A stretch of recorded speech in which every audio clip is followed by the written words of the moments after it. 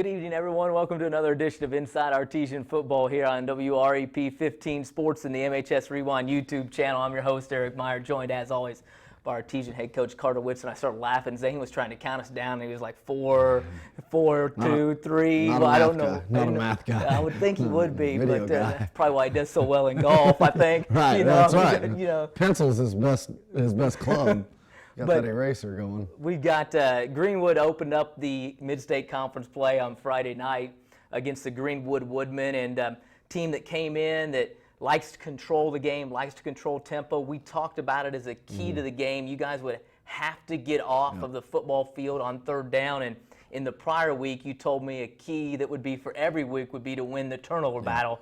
Those two things didn't go in your favor on Friday night. As a result, Greenwood squeaks out of here with a victory. Yep, absolutely. We go in and we know we have to take care of the ball. We're going to get limited possessions. Their quarterback was going to slowly walk over to the sideline. He was going to slowly walk back to the huddle. They were going to break the huddle, and that's their strategy to slow us down, and obviously it worked. But regardless of what they do, regardless of who we're playing, when we lose the turnover battle 3-0. You're not going to beat anybody. Greenwood, any of our previous games, you're just not going to win if you lose the turnover battle. So, getting off the field's a big deal, but more than anything, the turnovers cost us. And as much as they cost us, we still feel like we had a chance at the end. We got them in a 4th and 6 and should have had a stop right there, and they weren't going to stop us because we had good momentum. So as bad as we played, as well as they played, you got to give them a little bit of credit. But, we shot ourselves in the foot too many times. And you may get a chance to see them again with the move to Class 4A. They are going to be a potential sectional opponent. As a matter of fact, as you check the Class 4A coaches poll this week, 4 sectional opponents in Class 4A and sectional 23 are ranked in the top 12 in the state of Indiana. So it's a tough sectional, and Greenwood obviously getting some attention now because of the respect that your team has gotten with the upset of you guys. Then they're popping up in the poll, and a lot of people are kind of taking notice of this. And I'll tell you what, I take that as a compliment, because right, that's a little testament to us. It was in the eyes of other people, it was a great win for Greenwood. For Coach Campbell and those guys, they're steady. They're always going to be that way. They're not going to look at the polls and worry too much about that. But it does show that we've changed things around here, and now people respect us, and we're not always hunting people, but sometimes we're the target. So it's a different situation to be in for our kids, but I think they've earned that with how we've played and how we have the capability of playing in the future. I know you don't like to look ahead. I know you want to win every single ball game, but having played them already, help a hindrance if you see them again in the tournament? It can be either one. It depends on what you do on that Friday night. It's hard to beat somebody twice. Right. But in the same way, we've been beat twice, and we've beat somebody twice. So, I've seen it in my 3 years here in the sectionals with Franklin and with Bloomington that, it still depends on how you prep that week. Can you take care of the ball? Can you make the explosive plays? So, I'd love to see Greenwood in the sectional championship, and the only reason I say I'd love to see Greenwood because I'd love to see anybody in the sectional championship, because that means we did our job. So not that I want to play them or want to play Mooresville or want to play East Central. I just want to get to a sectional championship and win it on our way to a state championship. I know you guys look at it one game at a time, so we'll get to the Greenwood game and take a look at some of the highlights from the contest against the Woodmen on Friday night. It was National Guard night out there, a great ceremony prior to the game, but then you get going here on offense right away. Yep, first possession, throw a little screen here to Tyler Cox. You can see the shadows. It was our first really sunny home game, and I don't know why they put the stadium like this, but my guys are looking into the sun the whole game. You can see them shading their eyes. But we get off to a good start offensively. We hit a screen to get the momentum going. Then we got a little run game to keep them honest, and then this is who we are right here, throwing deep ball to Andy Myers, and Andy makes an explosive play, good protection up front. Xavier makes a great throw, and you'll see 81 and 31 in the end zone a bunch this year, so that was good. Get back to offense again. We're running a little draw here. It's a power draw. It's been a good play for us. We're going to continue to use that. And now you get into the second quarter, trying to get the ball into some of our weapons' hands right there with Billy Bias, who's been playing mainly defense. But you can just see Billy with the ball in his hands is a special player. So we're going to continue to build up what he does for us as a senior. Drop back to pass. There's Xavier right here again going to Matt Thomas.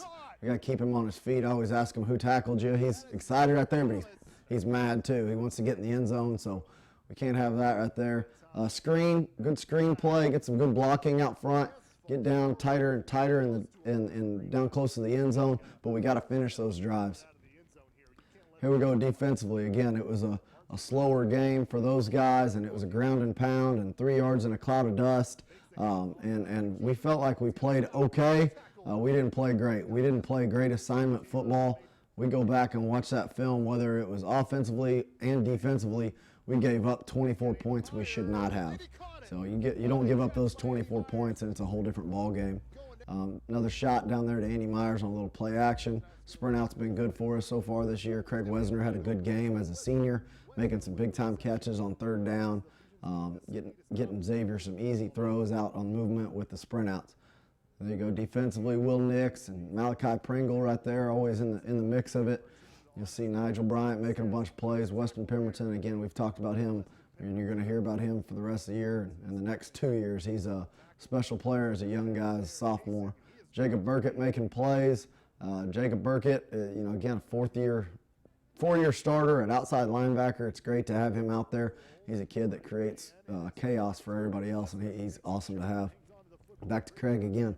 Very similar. Craig does a good job right there getting the ball back to the ref so we can go fast. We go fast with Weston Pemberton, a little change up at tailback, and run it right. Good 10-yard gain. We got a really good drive right here going in the third quarter. Even though we were down a bunch, we established the run, and that really helped us, get the ball outside and finish a drive finally here. And this was a fourth down play right here, a little boot and with a T-wheel.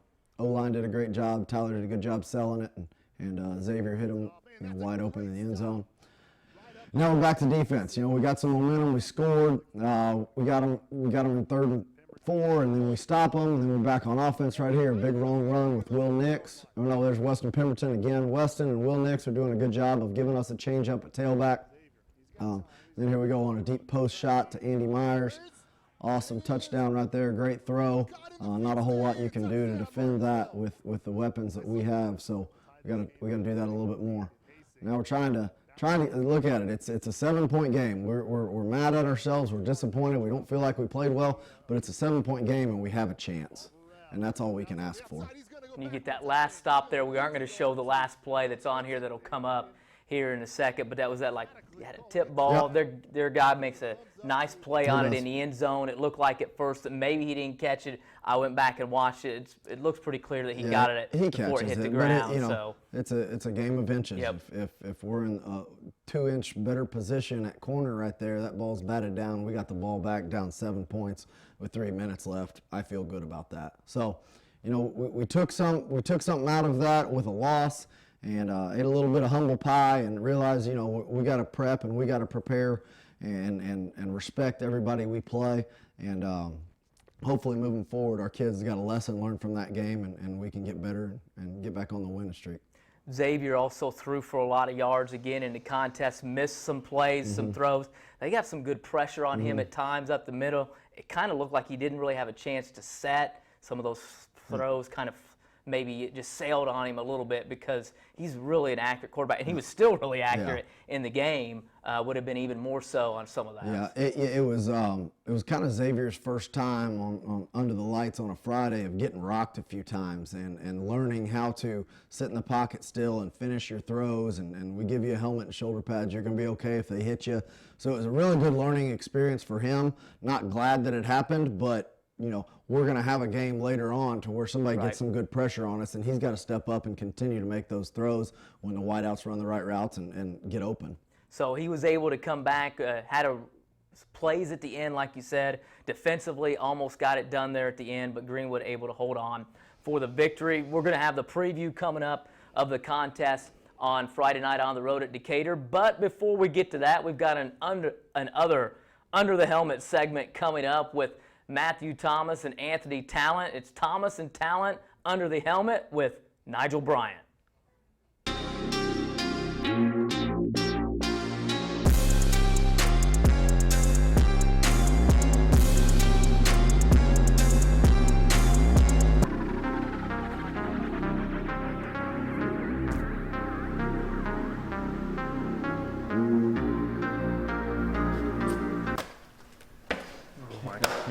you want to be good or great? Which one is it, huh? Dude, I don't know.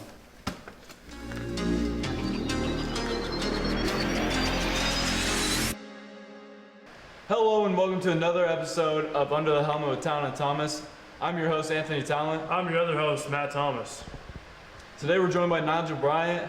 Last episode, Thank you, Nigel. we got critiqued on our informal outfits, so we decided to get a little classy on you guys. Nigel, how was your performance at Bloomington South?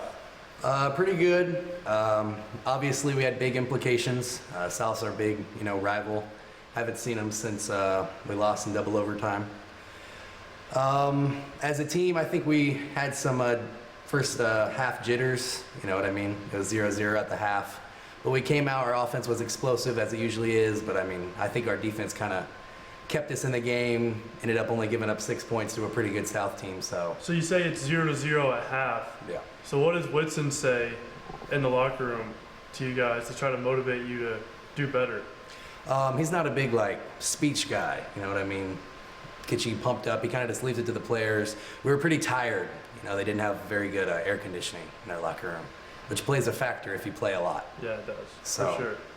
And then individually, I think I did pretty good. It was probably my best game that I've had. Our coaches really prepared us well for the game. Defensively, we made South completely alter their game plan in the second half. They're usually like a inside running team. Well, they had to switch everything past more because of our different defensive adjustments. So Coach McKinney, Coach Mosgrip, Coach Trump are good with that. But the whole team was a good team effort. All right. And what would you say about your little rivalry you had going on with Malachi Pringle in the weight room and on the field and just every day?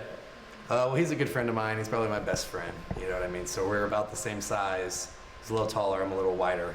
But we lift about the same. We play the same position. So, he benches more. I say I squat more. It's he's a little more athletic. I think I'm a little better at football. So. Yeah. So what is your, everybody has their own little routine before a game. Well, what's your pregame routine? What do you usually do? Oh, he's up. Oh, no. Well, all right, folks. That's what we have for Nigel is he bangs his head off a locker. So, whenever you go up, do you bang your head off lockers? I've seen professionals like lifters do that and all that. So do you want to be a professional lifter or something like that? You're really into lifting a lot and you compete with Malachi and Yeah. It's usually, staying fit's a big thing. I'm always going to lift. It's kind of just to keep me, going for football after high school, if there's not any injuries or anything. Knock on wood. The hope is to play college football somewhere, preferably on a full ride. And so I'm not the biggest guy, so strength is a big aspect as far as college football goes. yeah, for sure. So. Yeah, and if on that, going on to play football after high school, if you couldn't get to a college football team, what's your opinion on the semi-pro leagues? It kind of depends on each person.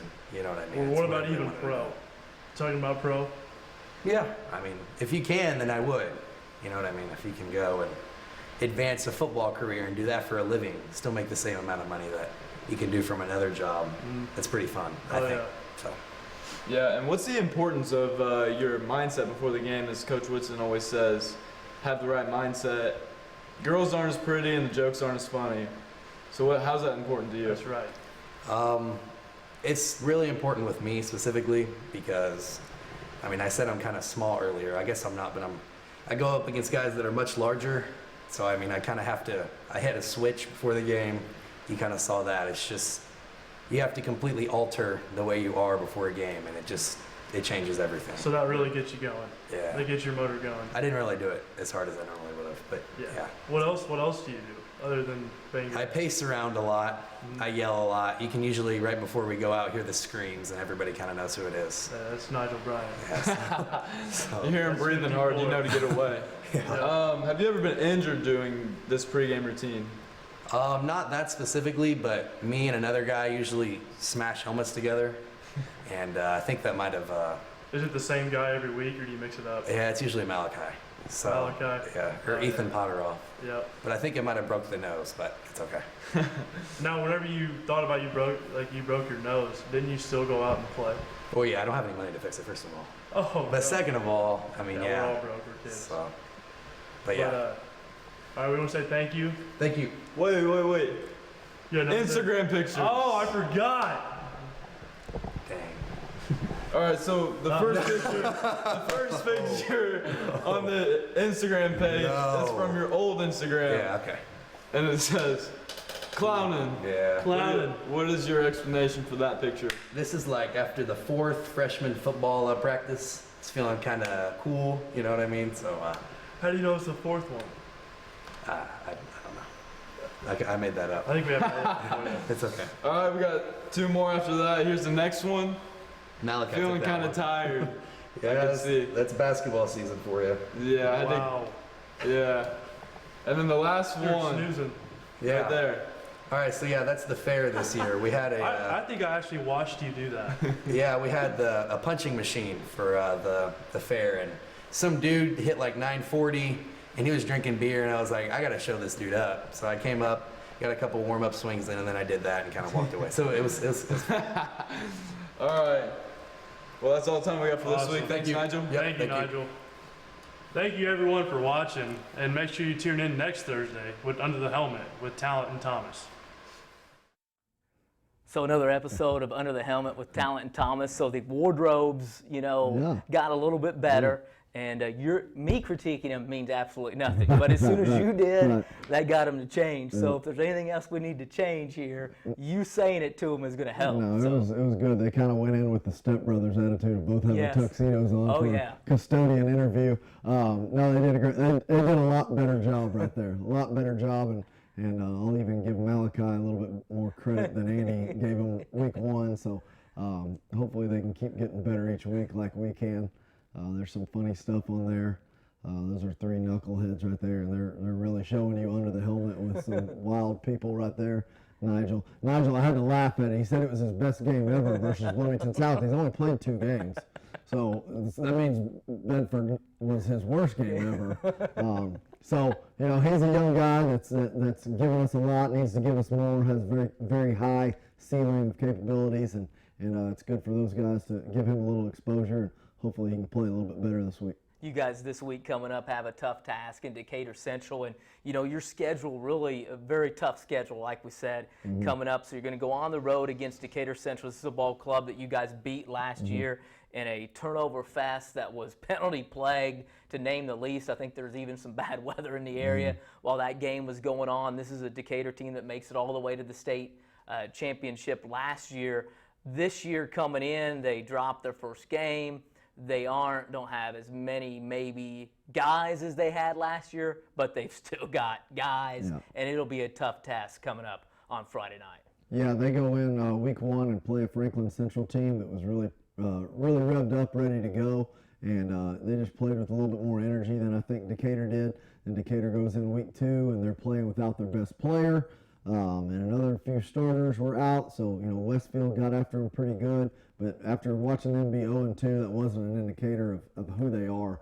They're a lot better than that. And then they get into a dogfight with Whitland last week and create 14 points on defense. It ends up being a shootout. So they're dynamic. They've got all kinds of crazy athletes running around there. They got a defensive scheme that's chaotic. Offensively, they're going to get the ball to their weapons. And they're a good football team. The 1-2 versus 2-1 has no indication of what this game is. This is a 5A football team with the most athletes in our conference, probably more athletes than they'll play until they get up to late in the playoffs if they get there. So we got to go into their place. I know they're pissed and they don't like losing to us last year when they shouldn't have, is what they think. So we got to go in and take care of the ball and make them do those mistakes that they did last year with creating turnovers and being smart and not getting any stupid penalties. And regardless of where it is, regardless of the rankings, regardless of the records, you take care of that business and you look up at the scoreboard at the end and you should feel good about it. When we talk about Decatur Central, Coach Enright's offense and what he likes to do for the past couple of years. You've heard the Tracy name on the field. You'll hear it again. Two of the brothers are still there with Kenny and Javon, the sophomore, that'll do a lot for them offensively. Yeah, it's been a long line of Tracy's that are good football players. One of the brothers scored it for Iowa last week. I think that was his first college touchdown. So, yeah, they're good players.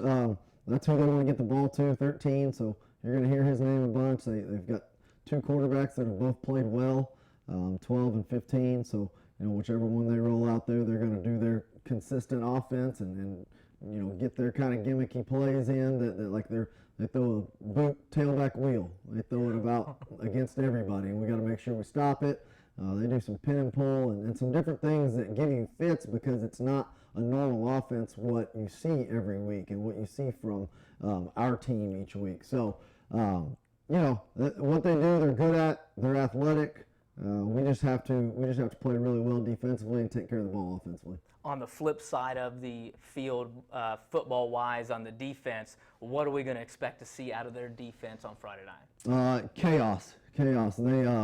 They've got great athletes, and it's kind of a sick-em attitude. They're going to blitz a bunch. They play a 3-3 stack with basically a cover zero behind it. So it's almost, we used to call it cat defense. Like, I got that cat, you got this cat. That's awesome. That's the best explanation ever.